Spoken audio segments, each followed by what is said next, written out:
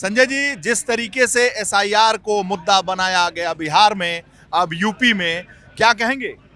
देखिए, बिहार में मैंने 3 महीने पहले कहा था हाँ। कि अगर एसआईआर हुआ तो जीत का प्रमाण पत्र अज्ञानेश कुमार ने मोदी जी के घर पहले पहुंचा दिया। वो बयान उठा के देख लीजिए। और मैंने ये भी कहा था कि जब परिणाम आएगा तो 100 बार ये बयान चलाइएगा। वही हुआ। आप इतने दिन से पत्रकारिता कर रहे हैं, कभी आपने सुना 50,000 60,000 वोट एक कॉन्स्टिट्यूंसी में कट जाए? बिहार के एक एक कॉन्स्टिट्यूंसी में 60,000 50,000 55,000 वोट कटे हैं। तो क्या चुनाव बचा फिर? मजाक ही था चुनाव। तो इसलिए ये वोट की डकैती करके चुनाव कराया गया है। इस चुनाव का कोई मतलब नहीं है। और यूपी में भी अगर एसआईआर उसी तरीके से हुआ जैसा बिहार में किया गया है तो यहाँ भी परिणाम वही आएंगे जो वहाँ आया। इसलिए मुझे तो लगता है 2 करोड़ वोट काटेंगे यहाँ भी। 80 लाख वहाँ काटा, 2 करोड़ यहाँ काटेंगे। तो एसआईआर तो पूरे देश के लिए है ना। तो पूरे देश के लिए एसआईआर है तो पूरे देश में विपक्ष का वोट काटा जाएगा और टारगेट करके काटा जाएगा। लोग नाम लेने से डरते होंगे, मैं नहीं डर रहा। मैं बोल रहा हूँ आपको, मुसलमानों का काटा जाएगा, यादवों का काटा जाएगा, पासी समाज के लोग ने कुछ दिया है वोट इस बार समाजवादी पार्टी को, यहाँ उनका काटा जाएगा वोट। आप देखिएगा काटा जाएगा, आप देख लीजिएगा।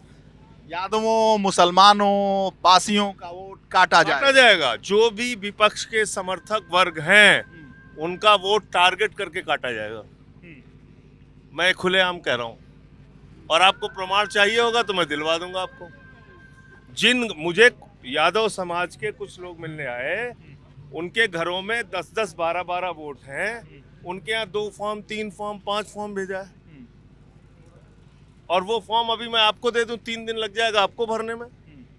एक गरीब आदमी से उम्मीद करते हैं कि वो फॉर्म भर देगा जिसमें आप 2003 से लेके पता नहीं क्या क्या प्रमाण मांग रहे हैं। कैसे संभव है? कैसे संभव है? ये तो सफाई के लिए है ना। ओहो, सफाई कर तो दिया, वहां और कितनी सफाई चाहिए आपको? 206 सीट दे दिया उठा के अज्ञानेश कुमार ने मोदी जी को, उनके चरणों में भेंट कर दिया है? परिवार भर को डीएम-एसपी बनवाना है तो अब आपको और सफाई चाहिए क्या? साफ तो कर दिया पूरा बिहार। तो यूपी में डर लग रहा है? डर का सवाल नहीं। देखिए, सड़क और सदन 2 रास्ते हैं।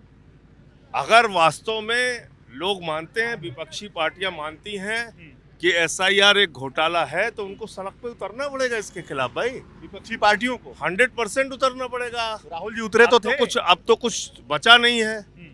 और अब तो कुछ बचा नहीं है। आप पुरानी वोटर लिस्ट उठा लीजिए और मोतिहारी में जितने नाम काटे गए उनके नाम चेक कर लीजिए। किसके किसके नाम काटे गए पता चल जाएगा आपको। इसी तरीके से सारी विधानसभाओं का उठा के बिहार का चेक कर लीजिए कि जो वोट कटे हैं वो किसके वोट कटे हैं। और जब वोट काट रहे थे, आप कहते हैं साहब एजेंट ने विरोध नहीं किया। बीएलए को तो आपने दिया ही नहीं संशोधित लिस्ट, जो नाम आपने काटा टाइम से, तो कैसे वो शिकायत करेगा? यूपी का चुनाव नजदीक है और ऐसे में आप लोगों की क्या तैयारी है? बिहार की तरह अगर एसआईआर यहाँ पर हुआ और उसको नहीं रोका गया तो निश्चित रूप से परिणाम इसके अच्छे नहीं आएंगे। इसलिए ये एक सीना ठोक के चुनावी घोटाला जो ज्ञानेश कुमार कर रहा है उसका विरोध करना पड़ेगा। वो सीना ठोक के घोटाला कर रहा है। वो कह रहा है हम करेंगे मोदी के लिए घोटाला, कह रहा है, वो कर रहा है। तो राहुल गांधी सड़क पर तो उतरे थे बिहार में। देखिए, ऐसा है कि आप ही जैसे पदयात्रा भी किए थे। उसको हमारा तो 2 अलग विषय पे जब हमने पदयात्रा शुरू की थी तब तक तो बिहार का परिणाम भी नहीं आया। सड़क पर उतरे थे ना। बिहार का परिणाम भी नहीं आया था। लेकिन मैं आपको कह रहा हूँ, आपके पास और कोई रास्ता नहीं है। आप चुपचाप, 2 रास्ते हैं, या चुपचाप खामोश होकर बैठ जाइए, चुनाव दर चुनाव हारते रहिए,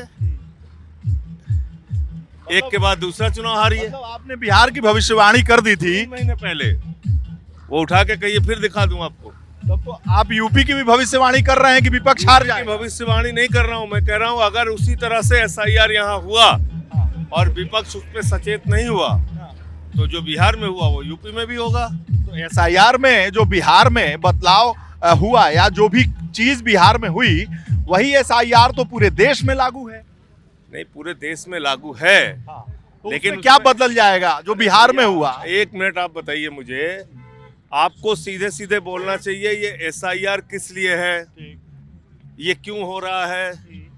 वोटर लिस्ट तो पहले भी संशोधित होती रही है, वोटर लिस्ट तो पहले भी देखा जा गया है। आप पूरा क्या फिर से चेक करना चाहते हैं? क्या करना चाहते हैं आप बताइए। 7 करोड़ 80 लाख वोट लोकसभा में थे, आपने एसआईआर करके उसको 7 करोड़ 42 लाख कर दिया। घुसपैठियों को बाहर करना और चाहते हैं। कितने मिले घुसपैठिया? बताइए, आप बताइए, आप तो पत्रकार हैं। 315 घुसपैठिया मिले कुल। वो भी घुसपैठिया नहीं, 315 विदेशी नागरिक मिले, जिसमें 78 मुसलमान हैं, बाकी नेपाल के हिंदू हैं। आपको बताया ज्ञानेश कुमार ने? नहीं बताया। न किसी गोदी मीडिया ने बताया। मैं बता रहा हूँ। ये तो शुचिता, स्वच्छता, पवित्रता के लिए हो। भैया 55 हजार घुसपैठिया बैठा हुआ है, तो अमित शाह गृह मंत्री क्यों बना है? मोदी जी प्रधानमंत्री क्यों है? एक एक विधानसभा में अगर 50 हजार घुसपैठिया बैठा हुआ है, तो इन लोगों को तो इस्तीफा दे देना चाहिए, चुल्लू भर पानी में नाक रगड़ लेनी चाहिए।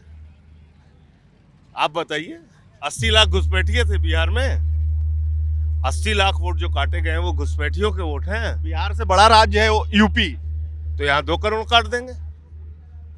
यहाँ 2 करोड़ काट देंगे। 2 करोड़ घुसपैठिया है यहाँ पे। हाँ। तो मौलाना साहब भी हंस रहे हैं, देखिए।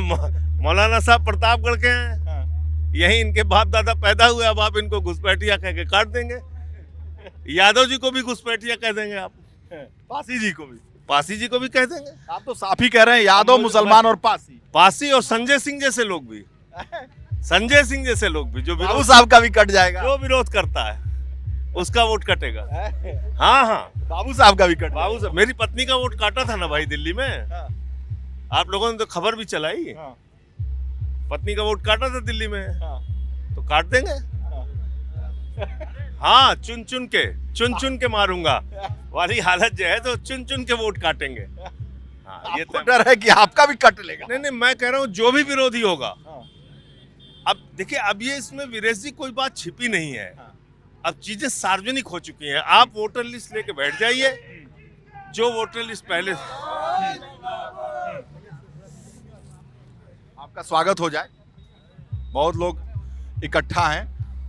संजय सिंह की पदयात्रा में संजय सिंह का स्वागत जगह जगह पर। संजय सिंह, आम आदमी पार्टी के नेता और कार्यकर्ता संजय सिंह जिंदाबाद के नारे और ये पदयात्रा धीरे धीरे आगे चलती हुई, और सवाल भी मेरा आगे बढ़ता हुआ, भाई ये स्वागत, ये जो सड़क पे उतरने का मामला है, सड़क पे उतरेंगे एसआईआर को लेकर? देखिए, डॉक्टर लोहिया ने एक बात कही थी कि अगर सड़क खामोश हो गई तो संसद आवारा हो जाएगी।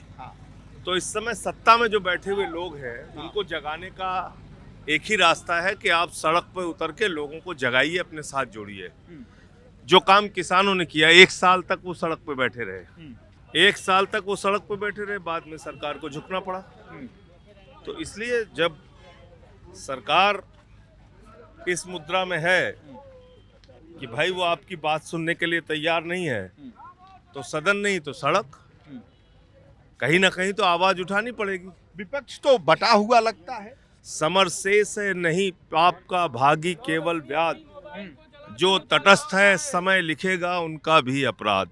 संजय सिंह जो तटस्थ है एसआईआर को लेकर, उसको भी जो इतिहास है माफ नहीं करेगा। रामधारी सिंह दिनकर की कविताओं के साथ एसआईआर पर अपनी बात को खत्म करते हुए और इस बात को दिखाते हुए, एहसास कराते हुए कि जो भी एसआईआर पर विपक्ष के लोग खामोश हैं, उन्हें इतिहास माफ नहीं करेगा। बहुत बहुत धन्यवाद संजय सिंह की इस पदयात्रा से आपको संजय सिंह के वक्तव्य को सुना रहा।